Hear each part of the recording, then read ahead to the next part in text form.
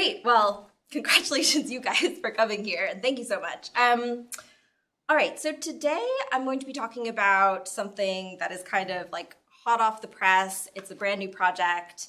Haven't thought about it too much yet, so it'll be really exciting for me to hear your thoughts on it at this very early stage of development. In part because it's at such an early stage, and in part because we're getting a bit of a late start. I'm going to try to keep the talk portion as brief as possible so we can leave as much of the hour for Q&A as we can. Okay, so the talk is about ameliorative inquiry. Lots of you are probably familiar with this term, right? Yes? Okay, yeah, so you've probably heard of it. Even if you've heard of it, maybe even if you've heard a lot about it, you might be a little bit unsure what it is, what it's trying to do. Me too, that's part of what I'm trying to figure out in this project. So to a very rough first approximation, ameliorative inquirers are a special species of conceptual engineer. And what makes them different from other conceptual engineers is they're trying to make concepts that will somehow help us to achieve ethically important goals. Now, for reasons that I'll sketch later in the talk, you might worry that this goal, creating a concept that will help us achieve some ethically important end, is going to draw us into sort of marshy territory where philosophers don't really belong, like a sort of intellectual will-o'-the-wisp. So I think there are two versions of this worry. One is a kind of epistemic worry. So you might think, look, for many ethically important goals, including some of those that drive like the most paradigmatic instances of ameliorative inquiry, like for instance, the goal of ending patriarchy.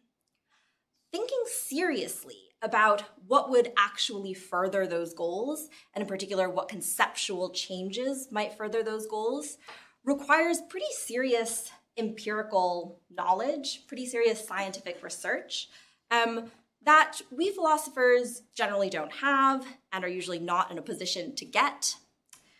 So that's one worry. Another worry is that even if we did have that expertise, so even if we had sort of done the psychological studies or the market research or whatever it took to figure out which conceptual changes would best, say, promote the end of patriarchy, you might worry that using that kind of knowledge to kind of monkey wrench people's hearts and minds into the right place, as opposed to, say, trying to change their mind via rational persuasion, is not really a job for philosophers. It's more a job for lobbyists or advertising firms or copywriters or rhetoricians or politicians, not philosophers.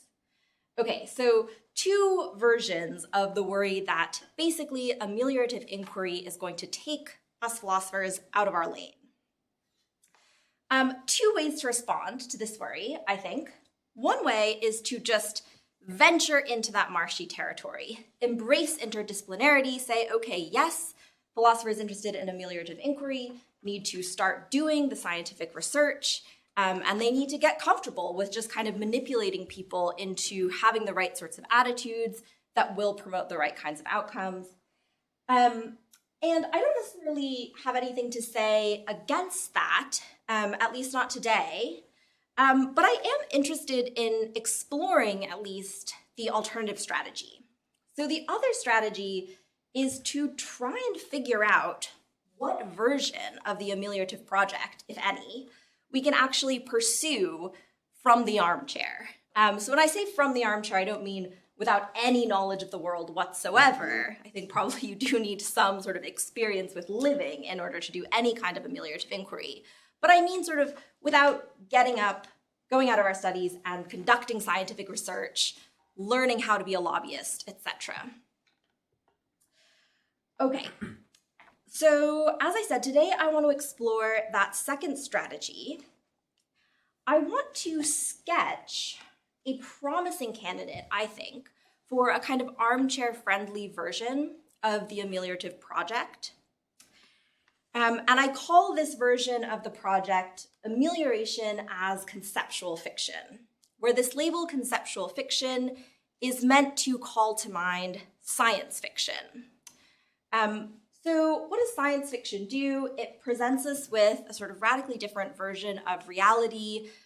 In some cases, a version of reality that lots of philosophers will tell you is literally impossible. And at least in some cases, people who write science fiction think by getting us to enter into this radically different imaginative space, they can actually lead us to discoveries that apply here in the world as it is. So I'll talk a little bit more about the authors that I have in mind towards the end of the talk, but I'm thinking sort of classic examples of this kind of science fiction would be the work of George Saunders, for instance, or the work of Kazuo Ishiguro. Maybe some of you have read those people. So I'm thinking maybe ameliorative inquirers could be engaged in like the conceptual analog of science fiction, where they present us with a way of thinking about the world that's really different from the way that we currently think about the world. And they hope to thereby lead us to some sort of moral discovery. Okay, so that's the basic idea. But before I talk more about that sort of positive proposal, I want to say some more things about the sort of worry for more classic interpretations of the ameliorative project. Okay, so to start, let me say a bit more about just ameliorative inquiry, what it is. So as I said, ameliorative inquirers are a species of conceptual engineer. They're trying to improve existing concepts, or maybe in some cases, introduce totally new ones.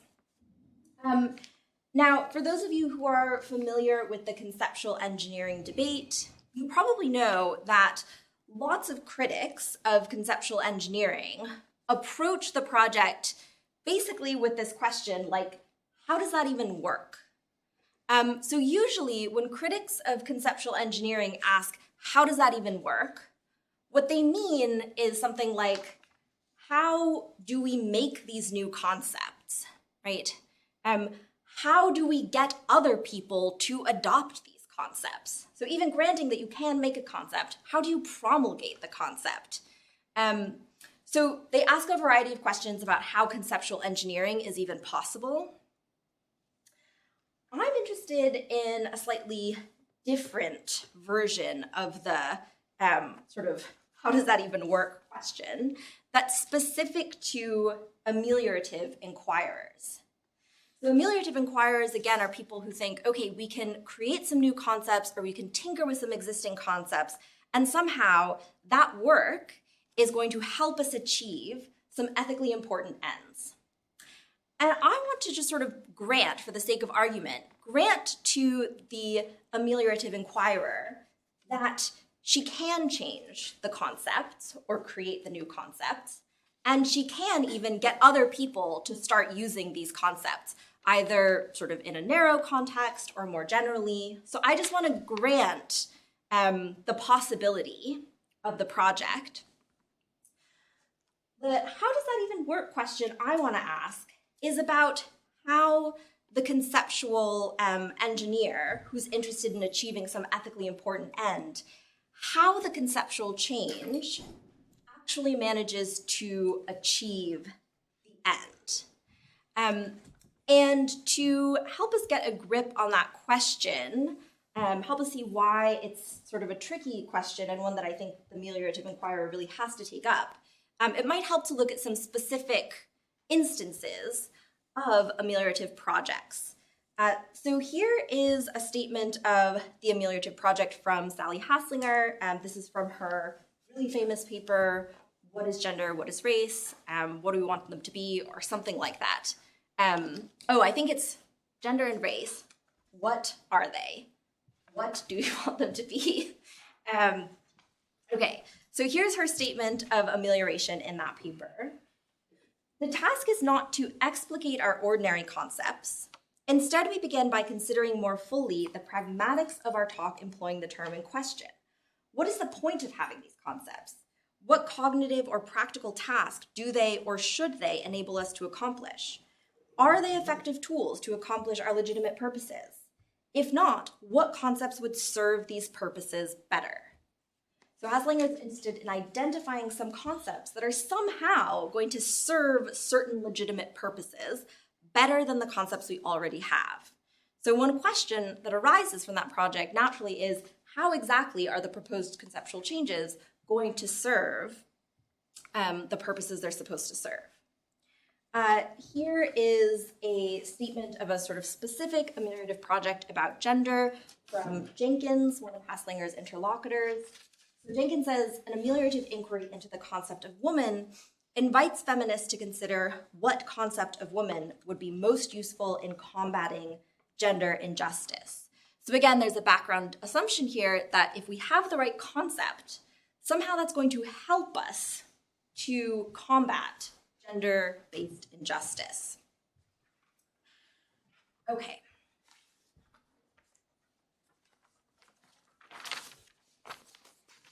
So I think this expansive, radical aim of coming up with concepts that are somehow going to help us make the world a better place, that's what makes ameliorative inquiry exciting and refreshing. That's what makes it a distinctive program.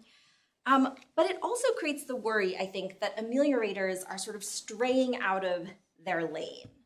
So let's look at two versions of this worry, the two versions that I sketched in the introduction. The first of these we can call the ignorance worry.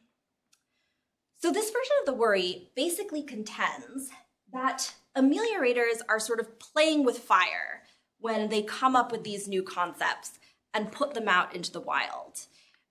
So I think Simeon and Kelp's framework for understanding what conceptual engineers are up to can help us make that worry really vivid. So Simeon and Kelp think of conceptual engineers as sort of inventors, conceptual inventors in the first instance.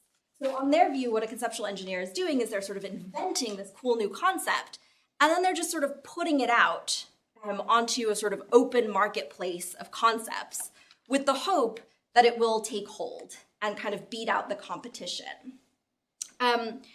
Now, on their view, when they're just thinking narrowly about conceptual engineers, they think the conceptual engineer has succeeded when they've invented this new concept and they've launched it out into the world. But they acknowledge that the story might not be quite so simple for ameliorators, right? Because ameliorators are not just trying to come up with some new concept, any new concept, and throw it out there onto the open marketplace of concepts, right? They want a concept that, once out there, is going to somehow help us achieve some good end.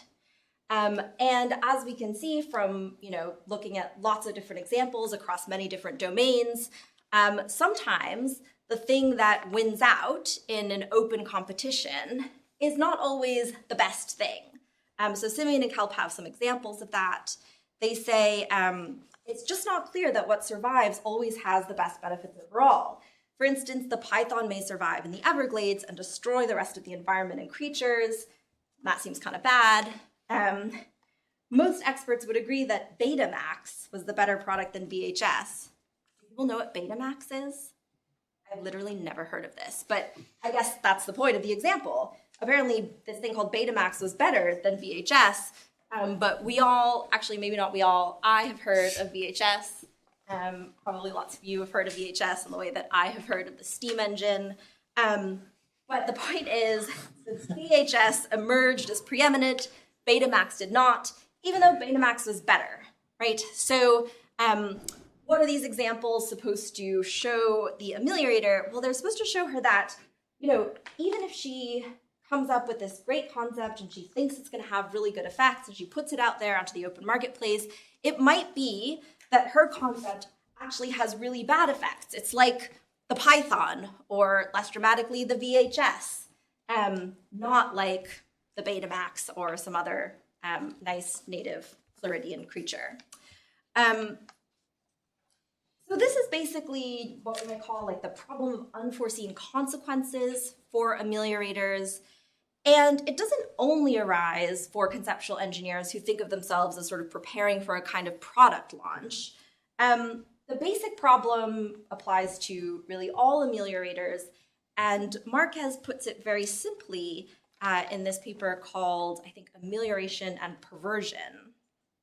The conviction that an analysis is pursued with good intentions does not guarantee the goodness of the outcome, right?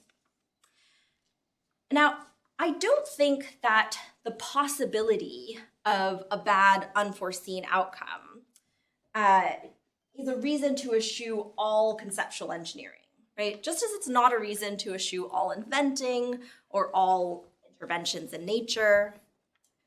But it does present, I think, a kind of argumentative hurdle for the ameliorator who justifies the introduction of some new concept, in part by appealing to the good effects that she thinks it's going to have, right? And just some examples to make this vivid. Here is Haslinger again. On my analysis, women are those who occupy a particular kind of social position, viz. One of sexually marked subordinate. In one sense, this appropriation is just semantics. I'm asking us to use an old term in a new way. But it is also politics. I'm asking us to understand ourselves and those around us as deeply molded by injustice and to draw the appropriate prescriptive inference. So we'll come back to that part of the quote later. But the part I really want you to focus on for now is this next bit. This, I hope, will contribute to empowering critical social agents. And then Haslinger goes on to acknowledge that this is sort of only going to work if this term is used sort of judiciously in specialized contexts, something that some of her critics may have missed. But the point is, Haslinger is making a substantive empirical claim here, right? That if used in at least some contexts, this concept of woman that she's offering us here is going to have the effect of empowering critical social agents. You might think that's an empirical claim. That's a claim about what's going to happen when the sort of Haslingerian concept of woman is released into the wild. And it needs empirical backing, just like a claim about what's going to happen when you release the Python into the wild or when you release the VHS into the wild. And with certain important exceptions, ameliorative projects don't typically involve that kind of empirical backing for that central empirical claim, right? They don't cite studies, for instance, about what has happened in the past when relevantly similar concepts have been released into the wild. Okay, here is a similar example from one of Haslinger's critics, Jenkins. So she says, focusing on trans women, I show that according to Haslinger's definition of woman, some trans women would not count as women. Given that a target concept is a normative proposal for how feminists ought to use the concept woman, this is an unacceptable result. The adoption of the concept would exacerbate the existing and illegitimate marginalization of trans women within feminist discourse. So again, this is a substantive empirical claim that I think needs empirical backing.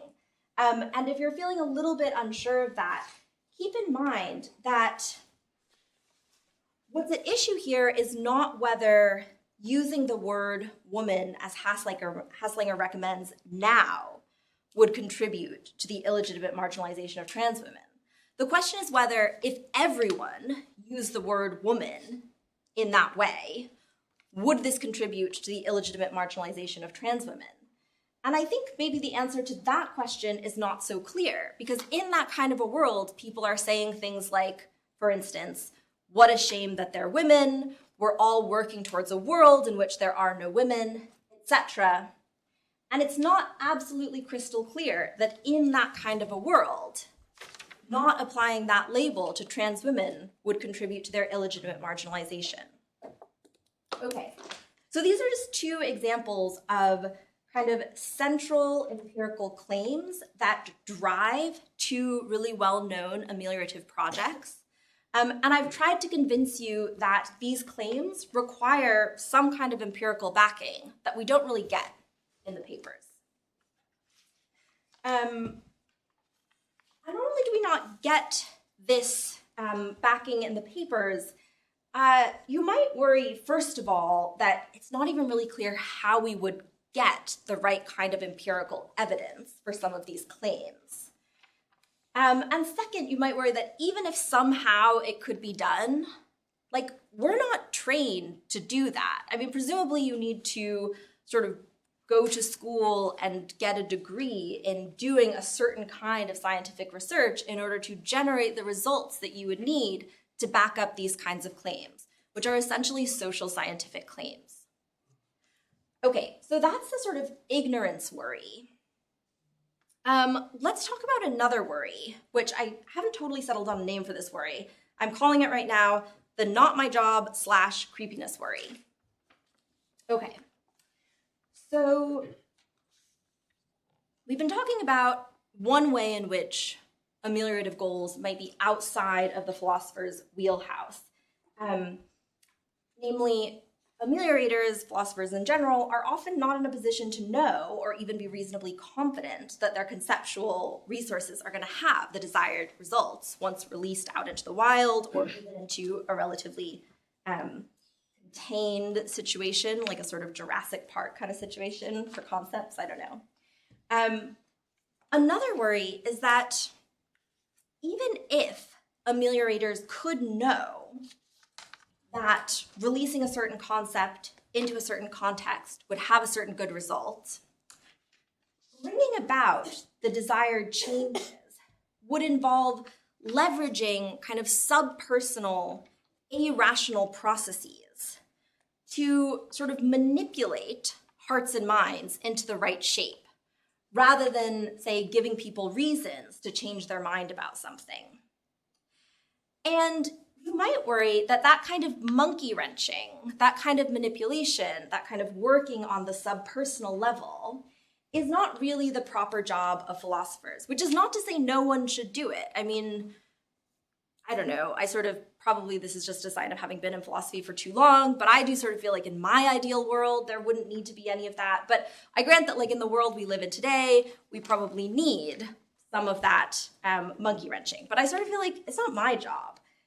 So just to sort of maybe get you feeling that intuition a bit, if you don't already, here's a case from Simeon. She uses it to argue for a slightly different conclusion, but we can use it for our purposes here. Here's the example. Take our concept of deer. It includes fallow deer, red deer, roe deer, and muntjac deer. Did you guys know, by the way, that muntjac deer live around Cambridge? Have you ever seen one? So cute. It's like a deer crossed with a bunny rabbit. They're here too? Yeah, oh my gosh. Who's seen one? Yeah, I've seen one too, and not many people have seen them because they're very shy and they're very cute. Anyways, that's a sidebar. Say that it turns out that in its current shape, it has terrible effects for the roe deer population, so our current concept of deer. While not strictly speaking endangered, roe deer population is particularly vulnerable.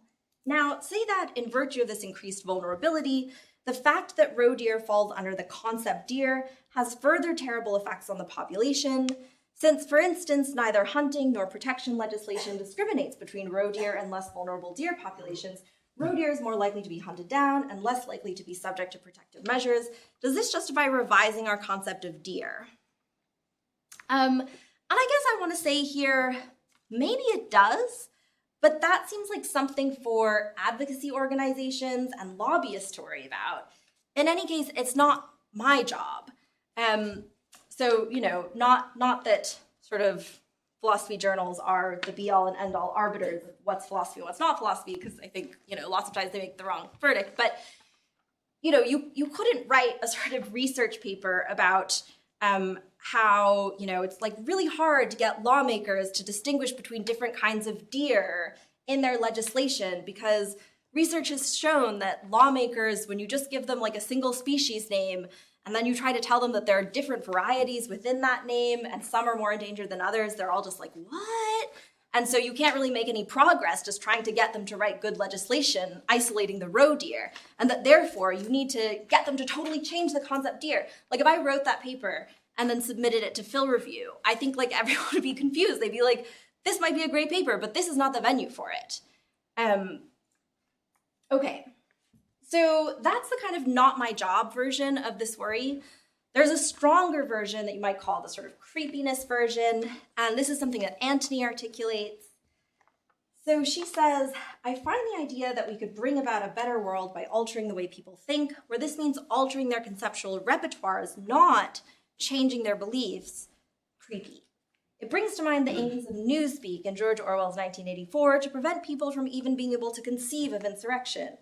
The manipulation of language is just one way of trying to bypass rational processes in the achievement of one's aim. So I think that's the really central bit of this objection from creepiness.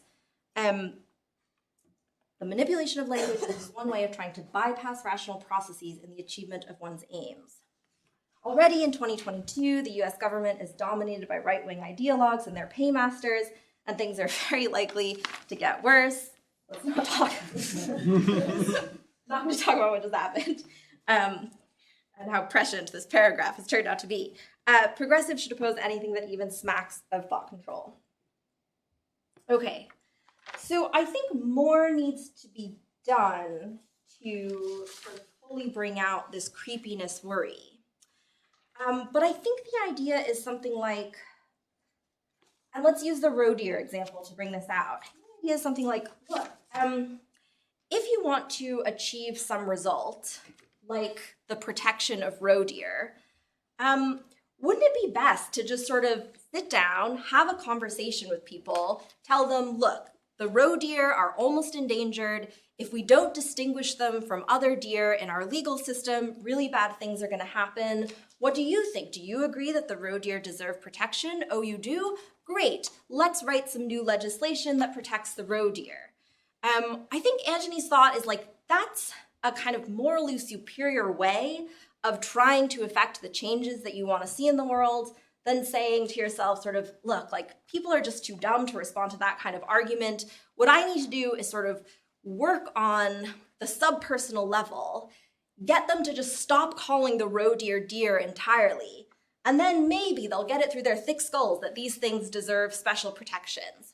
Do you see what I mean? Are you getting sort of the flavor of this creepiness worry? Okay.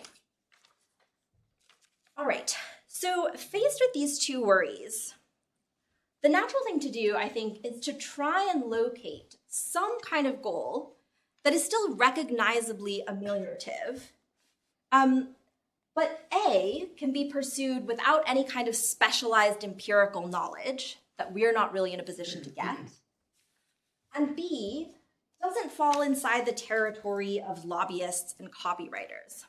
And I think here's a promising candidate for such a goal: the uncovering of what we might call conceptually embedded moral error. And I think, as a side note, that this is quite similar to what Haslinger calls ideology critique. And in some places, she positions that as kind of one of the central goals of her ameliorative project. And I think it's also what Pinder, in offering a sort of friendly interpretation of Haslinger, calls the terminological interpretation of her project. Okay, so to say what I mean by conceptually embedded moral error, I'll give you these two examples: chaste and promiscuous. These are concepts that people don't really use anymore, and for good reason. What is the reason? Well, these concepts contain a moral error in a really straightforward way.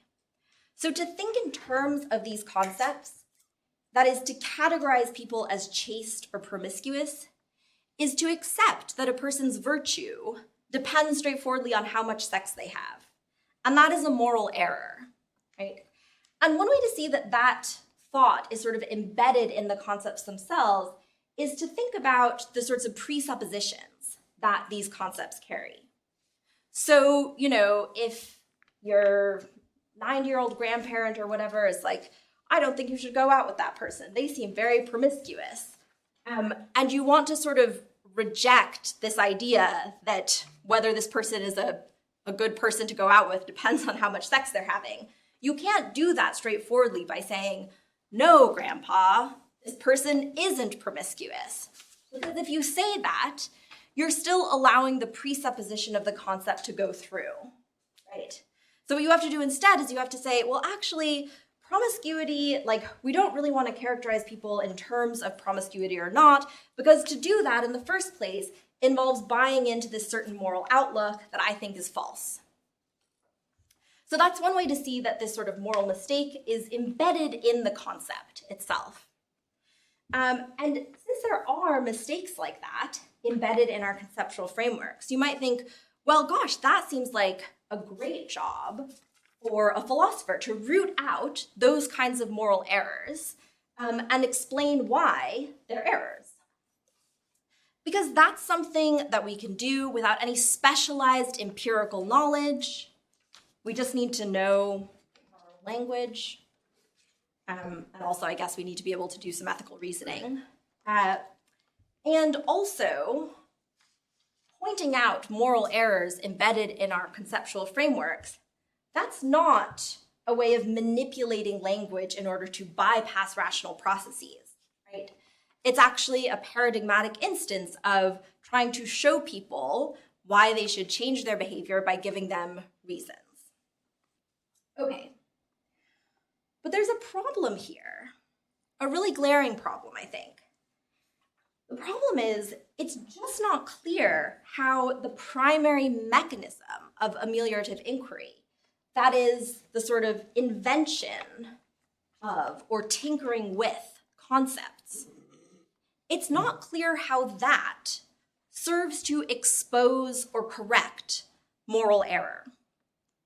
And I think we can see this by reflecting again on Haslinger's definition of woman and what she says about its ameliorative properties. So this is that bit of the quote from earlier that I said we would come back to. On my analysis, women are those who occupy a particular kind of social position, viz. One of sexually marked subordinate. In one sense, this appropriation is just semantics. I'm asking us to use an old term in a new way. But it is also politics. I'm asking us to understand ourselves and those around us as deeply molded by injustice and to draw the appropriate prescriptive inference. Now, okay, let's grant that we're all deeply molded by injustice.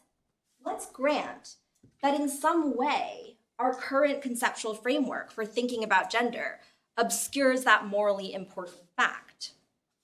The question remains, couldn't we explain all that, pinpoint the conceptual culprits in our current ways of thinking, and recommend getting rid of them, and have that be the end of the project? What's the point of going on to add, so let's use the word woman to mean? Do you see what I mean? So for another example, think of chaste and promiscuous. You know, if you're trying to explain to your 90-year-old grandparent why they shouldn't say things like, don't go out with them, they're so promiscuous. You can just say, look, Grandpa, when you use the word promiscuous to describe people, here's the moral framework that you're buying into. I don't buy into that moral framework, neither should you. End of conversation. What would you get by going on to add, so let's use the word promiscuous to mean? Or, so let's introduce a new word, schmamiscuous, which means blah, blah, blah. It seems like that little bit, if you did go on to add it, wouldn't really be doing anything as far as helping you to show your grandpa the error of his conceptual ways. It seems like this weird dangly bit. Okay, so I think the crucial question for ameliorators who are, first of all, moved by the two worries that I talked about towards the beginning, and second of all, would like to respond to those worries by saying something like, hey, I'm engaged in ideology critique, or hey, I'm engaged in exposing conceptually embedded error. The challenge for those ameliorators is to say what exactly that crucial mechanism of ameliorative inquiry, namely the introduction of new concepts, what that does to serve the ideology critique, or to serve the exposure of conceptually embedded error. So the last part of this project, that as I said is still in its very early stages, aims at answering that question on behalf of ameliorators. So let me sort of sketch what I'm thinking here, and then we'll sort of open things up for questions, which, by the way, we can continue at the pub after. Okay, so here's the basic idea. The basic idea is that at least some ameliorative projects are best understood as conceptual fictions. So they're defining the parameters of an imaginative exercise that in the good case is going to bring the reader to some kind of moral discovery. So as I'm trying to think through this idea, I'm finding it really helpful to think about examples in science fiction that are supposed to do something like this. So I don't know how many of you have read, for instance, Ishiguro's Never Let Me Go. Have people read it? Some people? I see the Muntjac deer viewer has read it. Might be connected. Maybe if you read Ishiguro, you'll see the Muntjac deer. Sounds about right. Okay, so for those of you who haven't read it, I don't want to give it away because it's like a genuine page turner that has a sort of twist and a big reveal, and part of the reading experience is like being available for that big reveal. So I don't want to give away the ending. But you basically find out a good way through the novel that the main characters of the novel have been, they're intended for a very specific purpose. And that discovery, first of all, kind of reframes your understanding of their entire world, of everything else that's going on in the book.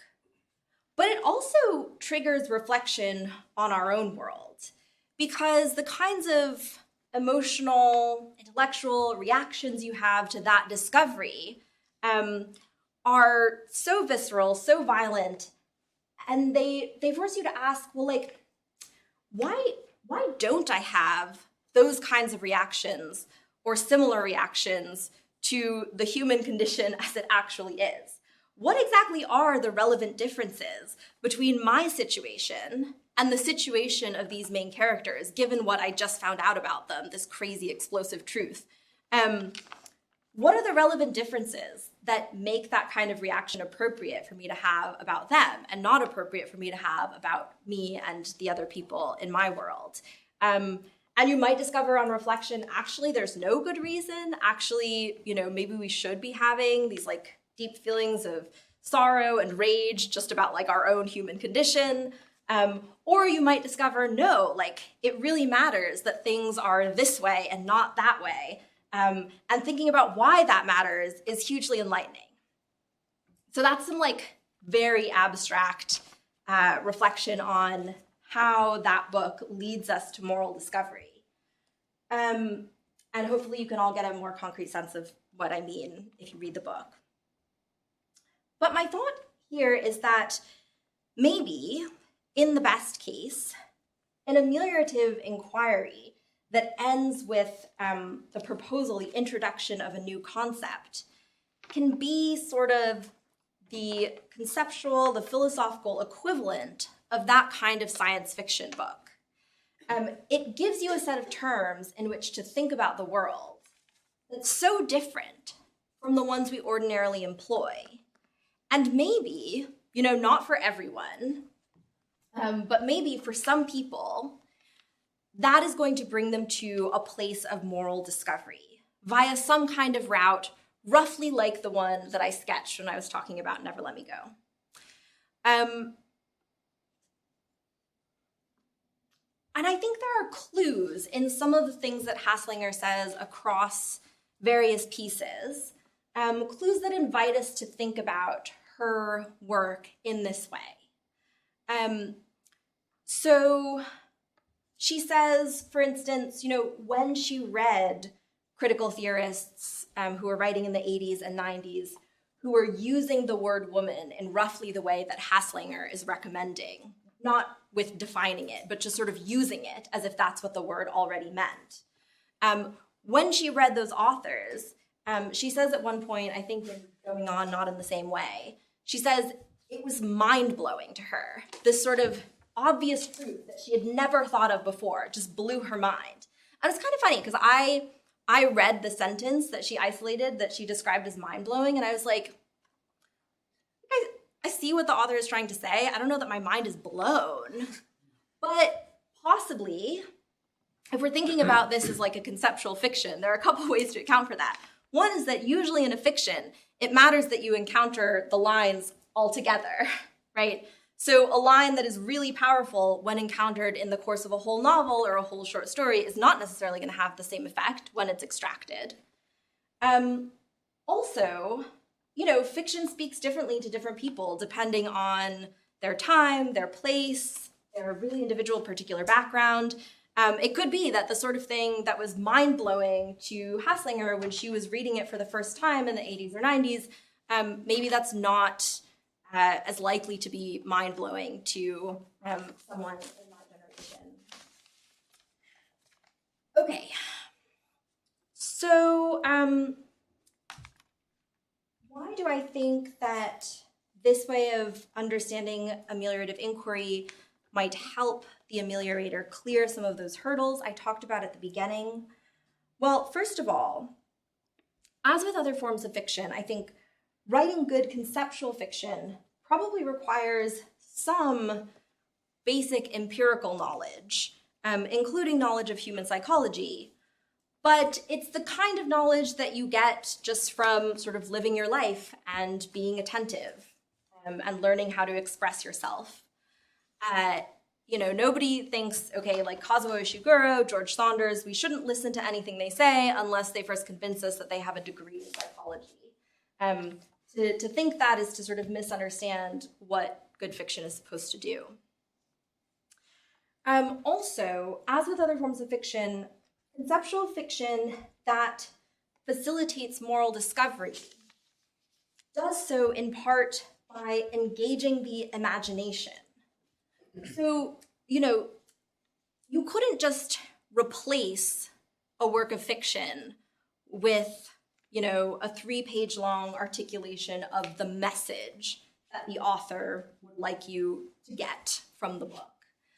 And I think saying exactly why that is quite difficult and gets us into a lot of interesting questions about fiction and how it is connected to learning. But I think whatever the explanation, anybody who likes fiction, reads fiction often, knows you can't get just the same kind of thing that you get from fiction by reading the sort of Cliff Notes section where they try to tell you what the author really means. Okay, so that, I think, that observation about fiction points towards a promising answer to that question that I articulated before this section. This question like, okay, but what's the introduction of the concept doing, right? If the point is to expose errors, expose moral errors in our way of thinking, why can't we just explain why a certain way of thinking is wrong and then be done with it? What's the point of adding this on? There's a worry that maybe the answer to that question is going to involve some sort of creepy manipulation, some sort of changing language so as to bypass rational processes. But I think if we understand the introduction of the new concept as a kind of conceptual fiction, then we have an answer to my question that avoids the creepiness worry.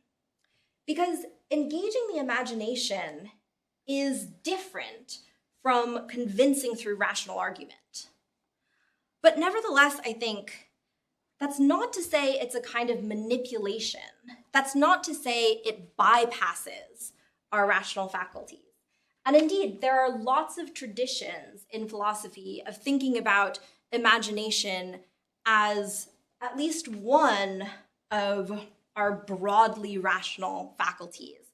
One place you might have encountered that is in thinking about internalism, Williams-style internalism. People have probably encountered that at some point. We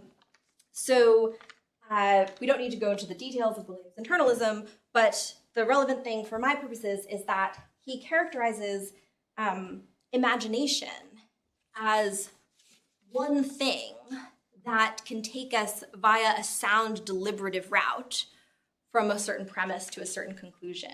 So there are many different philosophical traditions that sort of respect imagination as sort of belonging to the realm of reason, the realm of the personal, rather than the realm of the subpersonal, subliminal messaging or something, if that worked. Okay, So if all that is right, and it's a big if, because as I said, I haven't thought about this last positive bit of the project too much. If all that is right, then I think ameliorative conceptual fiction might be a form of amelioration that is insulated from some of the most pressing worries about the broader method. Okay, so that's it. Thank you all for listening.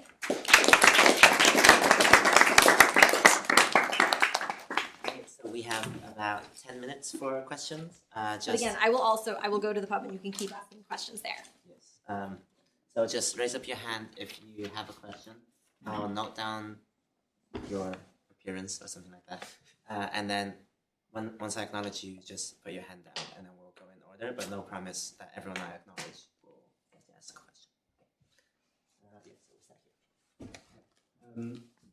Just on like the last positive part about ameliorative inquiries, conceptual fiction,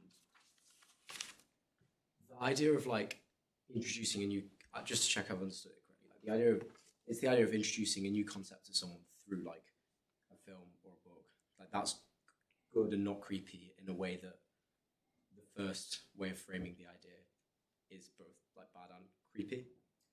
I think it's more, so I guess, yeah, this proposal that I'm sketching towards the end, it does invite a lot of interesting questions about the best form for ameliorative inquiry. Like if you take this idea seriously, then you might think maybe some of these papers should be a bit less dry, like maybe they should be a bit punchier and they shouldn't be afraid to sort of use some devices that people use in fiction. But I think what I'm trying to say here is not that like ameliorative inquiry is good if it has the form of a novel or a short story and bad otherwise. What I'm trying to say is that we should maybe change the way that we think about what someone is doing when they say, like, let the word woman mean a sexually marked subordinate. So on one way of understanding what they're doing, they're like inventing a concept that they would like to put out into the open market, either in general or in some sort of restricted domain, sort of soft launch, as it were. And I'm saying that's not the best way to understand what philosophers are up to when they say, let the word woman mean blah, blah, blah, and think about what follows. Think about how it follows, for instance, that like we should hope for a world where there are no women, like we shouldn't be invested in our identities as women, and so forth. We should think about that person as sort of sketching out the parameters of an imaginative exercise. So, you know, like the way a science fiction author might, at the beginning or at a certain point in the novel, say, like, you know, in this world, people who are made of meat are considered inferior to people who are made of, I don't know, silicone or whatever. They're not actually saying, like, come on, people, let's make this happen. They're just saying, like, imagine this. And then, like, sort of the implicit invitation is, and, like, see what you find out. I can't quite, sorry, this is all, like, super new to me. That's why I'm like... Me too. But, I was just thinking, is it not more that when it comes to conceptual fiction, we already kind of like the ideas and that makes them not creepy? Whereas, like, a propaganda film, it doesn't, like, just say this new idea is actually this thing. That's not what's creepy about it. It's that we already kind of, from an outside perspective, dislike the ideas. I don't know really what I'm trying to say. Yeah, that's interesting. I mean, I guess I'm inclined to think that even something that people are sort of naturally drawn to can be presented in like a problematic, propagandistic way. I feel like a lot of times the most successful propaganda is propaganda that sort of tells people things they want to hear. That's kind of how it works. So I feel like maybe that can't be what distinguishes like problematic mind manipulation from more benign forms of intellectual engagement. But yeah, I'll think more about that. It's interesting. I'm just not quite sure, like, I'm not sure you really spoke about it, and I guess it's because you haven't thought about it that much, but how much you actually deal with the ignorance worry. Because surely the thing is, you know, whilst you're doing this conceptual fiction, there's kind of, you know, I guess there's like an opportunity cost of doing it, in that, you know, you could be researching something else, you could be giving people positive reasons to believe in something or approaching it a different way. So surely if you're going to say, you know, this is something philosophers ought to do if you care about justice, you have to have some kind of empirical backing that that's going to lead to better goods than working on a different project. But then doesn't that just go back to the ignorance of worry? You need to be able to show that conceptual fiction will in fact be so successful that we ought to work on it in order to further the goals. So I think like most people who position themselves as ameliorative inquirers, they don't generally start off by saying like, I am here to maximize utility, and I have thought about it, and I have determined that writing this paper that you are now about to read is the most utility maximizing thing I could possibly do with the next month of my life. And there's a good reason they don't say that, which is that like, it's obviously false. I mean, like probably if you're really that invested in utility maximization, you should not be doing any kind of philosophy. You should just be doing something else. So I don't think that's really an objection to amelioration as conceptual fiction. Because I think the person who takes my suggestion on board and understands herself as writing a kind of conceptual fiction can say, look, like I'm not trying to maximize utility by writing this paper. Just as Ishiguro is probably not trying to maximize utility by writing Never Let Me Go. Nevertheless, I have something to say. I think there is a moral error that we're making. I would like us to stop making this error. And I've decided that, you know, for me, the way that I want to try and lead people into moral discovery is by writing this work of fiction. But I think there doesn't even have to be an implicit assumption there that like the best way to make them discover the moral error is by writing this work of fiction. Just as like science fiction writers don't need to say the best way to make people discover whatever thing they think is hidden in their novel is to write the novel. You know, in addition to having sort of beneficent aims for the world, we also all have our own interests and talents. And you might think, yeah, it's fine for ameliorative inquirers to just write this kind of conceptual fiction, even if it's not only not like utility maximizing, but not even optimistic with respect to the specific goal of getting a wide number of people to realize a certain moral error. Yeah, I guess in this way, my question is very much connected with Morian's. Is, for example, me, I had never heard of this project of ameliorative inquiry. I think many people have never heard of this project of ameliorative inquiry either. And I was just wondering well, I mean, firstly, if you have like examples of very successful sort of projects like that, and also, what do you think these researchers who seem to be doing a fantastic job at conceptualizing all this should be doing to like get closer to the general public and have some impact on like the political landscape? And also, what I think this is, shouldn't they just go do full-on fiction because it seems to be the most efficient way?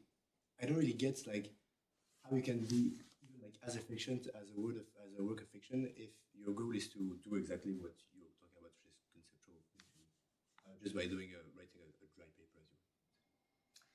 Yeah. So I feel like I do want to sort of get away from this idea that ameliorative inquirers have to be doing something that's like the most efficient means to a certain goal. I think they have sort of invited those kinds of criticisms in the ways that they've framed their own projects sometimes. But I think the best way forward for ameliorative inquirers is to say, like, yes, like we have ethical concerns, but that's not to say that we must automatically be held to a kind of maximizing standard or an efficiency standard, one. And two, I mean, relatedly, I think there are all sorts of different genres within fiction. And I think it's good that there are all of these different genres. I mean, if you read a sort of, I don't know, like a sort of absurdist story, like a Gogol short story, and then you read like sort of like intense hardcore realism, like some sort of Chekhov thing, you're like, oh, these are so different. I feel like we make an important mistake of some kind if we think like, well, which of these is the best at communicating a certain moral message? And then let's get all the fiction writers to only do that kind and not do the other kind. I think it's great that people experiment with different kinds of genres. And I guess what I'm thinking is maybe this could be like another kind of genre. Yeah. If it's another kind of genre, how does it differ from like fiction, or what does it look like as a genre?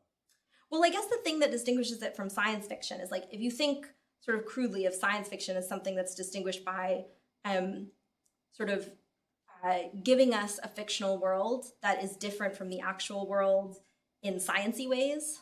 Like, you know, in like the real world, the only people that we know of are made of meat. Maybe in the science fiction world, there are like silicone people and meat people. A conceptual fiction is distinguished by giving us a fictional world where people talk and think in a way that's really different from how they talk and think here. Okay, Mask. Sorry, did you have your hand up the whole time and I misinterpreted Oh, that? off and on. Okay. Yeah. In that case, I think last question will go to. Oh, No, yeah, okay. Okay, then over here. Yeah, so I just wanted to, and someone else may know more about the things I'm about to raise than I do, and if so, please correct me. But I just wanted to ask about a couple possible cases from linguistics that I think might pose issues for your view. The first would sort of be, there's an argument I've seen Chomsky make in places, which sort of, to reduce it a lot, goes along the lines of the most recently reinforced definition of a concept gets applied retrospectively to previous uses of that term throughout history, and that's part of why the media, in order to sort of limit the public's Overton window, espouses, reiterates their definitions of certain key concepts on a regular basis. And I suppose I was curious whether... So do you have an example? Like, oh, right. Okay, so something, for instance, like maybe in this country, working people would be a good recent example. You know, that definitely meant one thing under Thatcher, and Starmer is using it in a very different way. And the term now in modern politics has become, I would suspect, if you asked most people, you know, out in public nowadays, they would reiterate Starmer's definition rather than Thatcher's. So does it make it harder to learn from historical inquiries if we redefine concepts now? I suppose that would be my first question. The second one is sort of following on from the Sapir-Whorf hypothesis, which supposes that the language in which you frame your arguments inherently alters your conceptual framing of those arguments. And if we accept that conceptual engineering is possible, how possible would it be to carry it across languages, given that we know that the very words you use impact the conceptual framing of one's own issues? so to the first question, I think, I guess I just want to grant that there might be a risk that sort of if we change the way that a concept is used in society at large, it might make it difficult to learn at least certain things from history. But I guess there are two things I want to say about that. One is that if ameliorators do what I say, then they will actually stop trying to change the way that people in general use words, right? So, when a science fiction writer writes something, it's not like they're sort of implicitly trying to make people bring about the world that they put forward in the book, right? It's just like they want you to imagine it, and they think that, something valuable will come out of imagining. And I think, you could be, on my view, you could be an ameliorator who thinks there's something really valuable about imagining the world in these terms. But actually, I don't want people to go around talking in this way. I think that would be bad. There's a difference between fact and fiction. And, I want this concept to be for fiction, not for general use. The other thing is, I think, even setting that aside, which is a point specifically about my project, even setting that aside, I think while looking at the ways that words have changed their meanings over time, and while trying to make those changes happen, while that can maybe make it difficult to learn certain historical lessons, I feel like attending to the ways that words have changed their meaning over time can actually contain really interesting historical lessons.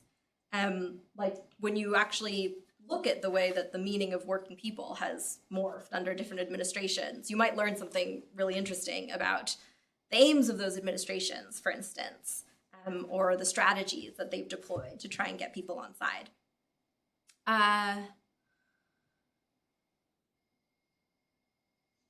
To the second question, so this hypothesis, I'm not really sure what I think about it, but I guess I'm hopeful that the proposal I have sort of floats free of whether that hypothesis is right or not. Because I think whether or not sort of thinking in terms of new concepts literally enables you to think new thoughts you couldn't think before, whether or not that's true, like we all have so many associations with the words that we use. And I think that's part of why it can be sort of powerful to see them used in a really different, unfamiliar way. So I think it's because of the kinds of associations that Haslinger had with the word woman that reading these critical theorists in the 80s and 90s had such a mind-blowing effect for her. And I think we can acknowledge that without saying, like, it literally enabled her to think new thoughts that would have been inaccessible before, which, I don't know, I feel like might be a bit of an overreach, but yeah. I don't know enough to say, so. Okay, I'm afraid that's all the time we have in this building, so we'll go to the pub and hopefully continue the conversation there. All right, thank you all.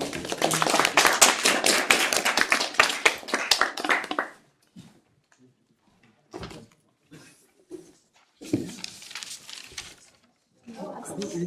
Great. Would anyone read a paper to be interested?